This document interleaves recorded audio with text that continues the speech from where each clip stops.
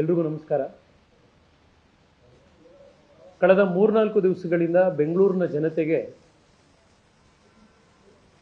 Metro ದರಗಳು ಏರಿಕೆಯಾಗಿ ಅತ್ಯಂತ ಸಮಸ್ಯೆ ಉಂಟಾಗಿದೆ. ಅದರಲ್ಲೂ ಮಧ್ಯಮ ವರ್ಗದವರು ಪ್ರತಿ ದಿವಸ ಆಫೀಸಿಗೆ ಕೆಲಸಕ್ಕೆ ಮೆಟ್ರೋದಲ್ಲಿ ಪ್ರಯಾಣ ಮಾಡುವಂಥ ಜನಕ್ಕೆ ಏಕಾಏಕಿ ಮೆಟ್ರೋ ದರವನ್ನು 50%, 100% ಏರಿಕೆ ಮಾಡಿರುವಂಥದ್ದು ಪ್ರತಿನಿತ್ಯ ಓಡಾಟ ಮಾಡೋದಕ್ಕೆ ಬಹಳ ಸಮಸ್ಯೆ ಆಗ್ತಾ ಇದೆ. ತಿಂಗಳಿನ ಖರ್ಚಿನಲ್ಲಿ ಬಹಳ ದೊಡ್ಡ ಭಾಗ ಮೆಟ್ರೋ ಟಿಕೆಟಿಗೋಸ್ಕರ ಕೊಡಬೇಕಾದಂಥ ಅನಿವಾರ್ಯತೆ ಬಂದಿದೆ. ಇದೆಲ್ಲವೂ ಕೂಡ ಮಧ್ಯಮ ವರ್ಗದ ಬೆಂಗಳೂರಿಗರ ಬೆನ್ನಿಗೆ ಬರೆ ಮಾಡಿದಂಥ ಒಂದು ಕೆಲಸ ಇವತ್ತು ಅಧಿಕಾರಿಗಳಿಂದ ಆಗಿರುವಂಥದ್ದು ನಾವು ನೋಡ್ತಾ ಇದ್ದೀವಿ. ರಾಜ್ಯ ಸರ್ಕಾರದ ನಿರ್ದೇಶದ ಅನುಸಾರವಾಗಿ 1-2 ತಿಂಗಳ ಹಿಂದೆ ಬೆಂಗಳೂರು ಮೆಟ್ರೋ ಅಧಿಕಾರಿಗಳು ಕೇಂದ್ರ ಸರ್ಕಾರಕ್ಕೆ ಮೆಟ್ರೋ ದರವನ್ನು ನಿಗದಿಪಡಿಸೋದಕ್ಕೆ ಫೇರ್ ಫಿಕ್ಸೇಷನ್ ಕಮಿಟಿಯನ್ನು ನೀವು ರಚನೆ ಮಾಡಿ ಅಂತ ಹೇಳಿ ಪತ್ರವನ್ನು ಬರೆದು ಈ ಪ್ರಾಸೆಸ್ ಅನ್ನು ಶುರು ಮಾಡಿದ್ರು. ಮೆಟ್ರೋ ದರವನ್ನು ಏರಿಕೆ ಮಾಡೋದಕ್ಕೆ ಕಾನೂನಿನಲ್ಲಿರುವಂತಹ ಪ್ರಕ್ರಿಯೆ ಏನು ಅಂದ್ರೆ, ರಾಜ್ಯ ಸರ್ಕಾರ ಅಥವಾ ಮೆಟ್ರೋ ಕಂಪನಿ ಕೇಂದ್ರ ಸರ್ಕಾರಕ್ಕೆ ಫೇರ್ ಫಿಕ್ಸೇಷನ್ ಕಮಿಟಿಯನ್ನು ರಚನೆ ಮಾಡಿ ಅಂತ ಪತ್ರ ಬರೀಬೇಕು. ನಂತರ ಕೇಂದ್ರ ಸರ್ಕಾರ 3 ಜನ ಸದಸ್ಯರು ಉಳ್ಳಂಥ ಒಂದು ಸಮಿತಿಯನ್ನ ರಚನೆ ಮಾಡುತ್ತೆ. ಆ ಸಮಿತಿಯಲ್ಲಿ ಅಧ್ಯಕ್ಷರಾಗಿ ಮಾಜಿ ನ್ಯಾಯಮೂರ್ತಿಗಳೊಬ್ಬರು ಕೆಲಸ ಮಾಡ್ತಾರೆ. ಕೇಂದ್ರ ಸರ್ಕಾರದಿಂದ ಒಬ್ಬರು ಪ್ರತಿನಿಧಿ ಇರ್ತಾರೆ, ರಾಜ್ಯ ಸರ್ಕಾರದಿಂದ ಒಬ್ಬರು ಪ್ರತಿನಿಧಿ ಇರ್ತಾರೆ. ಇದು ಈ ಕಮಿಟಿಯ ಕಾಂಪೋಸಿಷನ್. ಈ ಕಮಿಟಿ ರಾಜ್ಯ ಸರ್ಕಾರದ ಇನ್ಪುಟ್ಗಳನ್ನು ಪಡೆದುಕೊಂಡು BMRCLನ MD ಮತ್ತು ಅವರ ತಂಡದ ಇನ್ಪುಟ್ಗಳನ್ನು ಪಡೆದುಕೊಂಡು ಕೆಲವು ಅಧ್ಯಯನಗಳನ್ನು ನಡೆಸಿ ಬೆಂಗಳೂರು ಮೆಟ್ರೋಗೆ ಪರಿಷ್ಕೃತ ದರ ಪಟ್ಟಿಯನ್ನು ನಿಗದಿ ಮಾಡಿದ್ದಾರೆ. ಕಾನೂನಿನ ಪ್ರಕಾರ ಈ ಫೇರ್ ಫಿಕ್ಸೇಷನ್ ಕಮಿಟಿ ಮಾಡುವಂತಹ ಸಲಹೆಗಳು ಕಂಪಲ್ಸರಿಯಾಗಿ ರಾಜ್ಯ ಆಗಲಿ ಕೇಂದ್ರ ಆಗಲಿ BMRCL ಆಗಲಿ ಇಂಪ್ಲಿಮೆಂಟ್ ಮಾಡಬೇಕು ಅನ್ನುವಂಥದ್ದು ಕಾನೂನಲ್ಲಿರುವಂತಹ ಒಂದು ಕಂಪಲ್ಷನ್. ಇದ್ರ ಪ್ರಕಾರ ಇವಾಗ ಬೆಂಗಳೂರಿನ ಮೆಟ್ರೋದ ದರಗಳನ್ನು ಕೆಲವು ಭಾಗಗಳಲ್ಲಿ 50%, ಇನ್ನು ಕೆಲವು ಭಾಗದಲ್ಲಿ 100% ಏರಿಸಿರೋದು ಇವತ್ತು ನನಗಾಗಿದೆ. ನಾನು ನಿನ್ನೆ ಕೂಡ ಲೋಕಸಭೆಯಲ್ಲಿ ಈ ವಿಚಾರವನ್ನ ಪ್ರಸ್ತಾಪ ಮಾಡಿ ಮಾತನಾಡಿದೆ.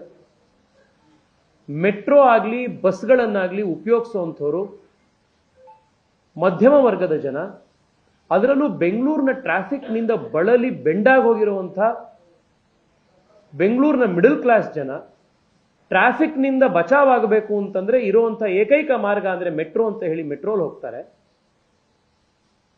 ನೀವು ದೇಶದಲ್ಲೇ ಅತಿ ಹೆಚ್ಚು ದರವನ್ನು ಫಿಕ್ಸ್ ಮಾಡಿ ಬೆಂಗಳೂರು ಮೆಟ್ರೋನ ನೀವು ಅಷ್ಟು ಪ್ರೈಸ್ ಮಾಡಿದ್ರೆ, ಅಷ್ಟು ದರ ಏರಿಕೆ ಮಾಡಿದ್ರೆ, ಒಂದು ದಿನಕ್ಕೆ ಹೋಗಿ ಬರಬೇಕು ಅಂತಂದ್ರೆ ಈಗ ವಿಜಯನಗರದಿಂದ ಬೆಳ್ಳಂದೂರಿಗೆ ಹೋಗಿ ವೈಟ್ ಫೀಲ್ಡ್ಗೆ ಹೋಗಿ ವಾಪಸ್ ಬರಬೇಕು ಅಂತಂದ್ರೆ 25 ಕಿಲೋಮೀಟರ್ ದಾಟ್ತು ಅಂತಂದ್ರೆ 2 ವೇ ಅವರಿಗೆ ಸುಮಾರು 180 ರೂಪಾಯಿ ಅವರಿಗೆ ಖರ್ಚಾಗತ್ತೆ ಅಂತಂದ್ರೆ, ಮೆಟ್ರೋದಲ್ಲಿ ಹೋಗೋದ್ರ ಬದಲು ಆ ವ್ಯಕ್ತಿ ಬೈಕಲ್ಲಿ ಹೋಗ್ತಾರೆ, 2 ವೀಲರಲ್ಲಿ ಹೋಗ್ತಾರೆ. ಸರ್ಕಾರದ ಒಂದು ಉದ್ದೇಶ ಜನಸಾಮಾನ್ಯರು ವೈಯಕ್ತಿಕ ವೆಹಿಕಲ್ಗಳನ್ನು ಬಳಸೋದು ಕಡಿಮೆ ಮಾಡಿ ಸಾರ್ವಜನಿಕ ಟ್ರಾನ್ಸ್ಪೋರ್ಟ್ನಲ್ಲಿ, ಪಬ್ಲಿಕ್ ಟ್ರಾನ್ಸ್ಪೋರ್ಟ್ನಲ್ಲಿ ಉಪಯೋಗ ಮಾಡುವಂಥದ್ದನ್ನ ಎನ್ಕರೇಜ್ ಮಾಡಬೇಕೇ ಹೊರತು ಪಬ್ಲಿಕ್ ಟ್ರಾನ್ಸ್ಪೋರ್ಟ್ನ ದರ ಏರಿಕೆ ಮಾಡಿ ಪ್ರೈವೇಟ್ ಟ್ರಾನ್ಸ್ಪೋರ್ಟ್ ಅನ್ನು ತಗೊಂಡು ಹೋಗೋದೇ ಅದಕ್ಕಿಂತ ಸಲೀಸುವಂತ ಭಾವನೆ ಜನಕ್ಕೆ ಬರದಲೇ ಇರೋ ರೀತಿ ನೋಡ್ಕೊಳ್ಬೇಕಾಗಿರೋ ಸರ್ಕಾರದ ಕರ್ತವ್ಯ. ಇವತ್ತು ಯಾರಿದನ್ನ ಮಾಡಿದ್ರು ಅನ್ನುವಂಥ ಚರ್ಚೆ ಬರ್ತಾ ಇದೆ. ರಾಜ್ಯ ಸರ್ಕಾರ, ಇದು ಕೇಂದ್ರ ಸರ್ಕಾರ ಮಾಡಿರೋದು. ನಿನ್ನೆ ಮಾನ್ಯ ಮುಖ್ಯಮಂತ್ರಿಗಳು ಕೂಡ ಟ್ವಿಟರ್ನಲ್ಲಿ, ಎಕ್ಸ್ ಖಾತೆಯಲ್ಲಿ ಕೇಂದ್ರ ಸರ್ಕಾರಕ್ಕೆ ಪ್ರಶ್ನೆಗಳನ್ನು ಕೇಳಿದ್ದಾರೆ. ರಾಜ್ಯ ಸರ್ಕಾರಕ್ಕೆ ಬೆಲೆ ನಿಗದಿಪಡಿಸುವಂತ ಅಧಿಕಾರ ಇದ್ದಿದ್ರೆ ನಾವು ಕೇಂದ್ರಕ್ಕೆ ಯಾಕೆ ಬರೀತಾ ಇದ್ವಿ ಅನ್ನುವಂಥ ಪ್ರಶ್ನೆ ಕೇಳಿದೆ. ಆದ್ರೆ ಅವ್ರ ಜನಕ್ಕೆ ಇಲ್ಲಿ ಹೇಳದಲೇ ಇರುವಂತ ಸಂಗತಿ ಯಾವುದು ಅಂತಂದ್ರೆ,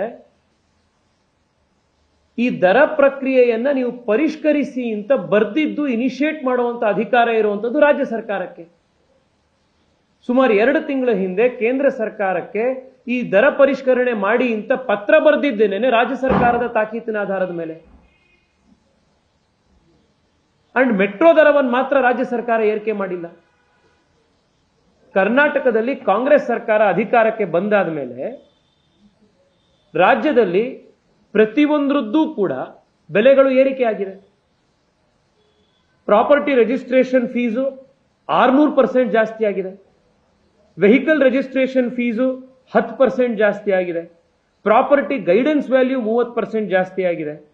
ಹಾಸ್ಪಿಟಲ್ ಅಲ್ಲಿರೋ ಸರ್ವಿಸ್ ಚಾರ್ಜಸ್ಗಳು, ಆಸ್ಪತ್ರೆನೂ ಬಿಟ್ಟಿಲ್ಲ, 5% ಜಾಸ್ತಿ ಆಗಿದೆ. ಸರ್ಕಾರ ನಡೆಸುವಂತ ಕಾಲೇಜ್ಗಳ ಫೀಸ್ಗಳು 10% ಜಾಸ್ತಿ ಆಗಿದೆ.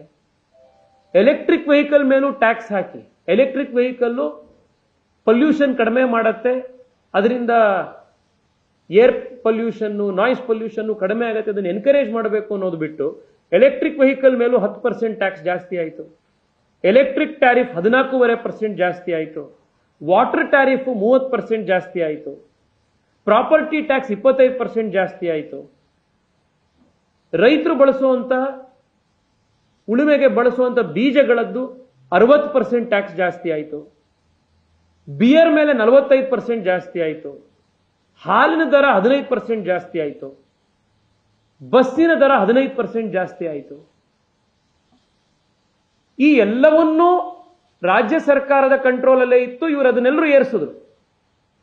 ಮೆಟ್ರೋ ದರ ಏರಿಕೆ ಮಾಡೋದಕ್ಕೆ ಕೇಂದ್ರ ಸರ್ಕಾರ ಸಮಿತಿ ರಚನೆ ಮಾಡಬೇಕು, ಅದನ್ನು ಕೂಡ ಪರಿಷ್ಕರಣೆ ಮಾಡಬೇಕು ಅಂತ ಹೇಳಿ ಕೇಂದ್ರ ಸರ್ಕಾರ ಮಾಡಲಿ ಅಂತ ಹೇಳಿ ಪತ್ರ ಬರೆದಿದ್ದು ರಾಜ್ಯ ಸರ್ಕಾರ.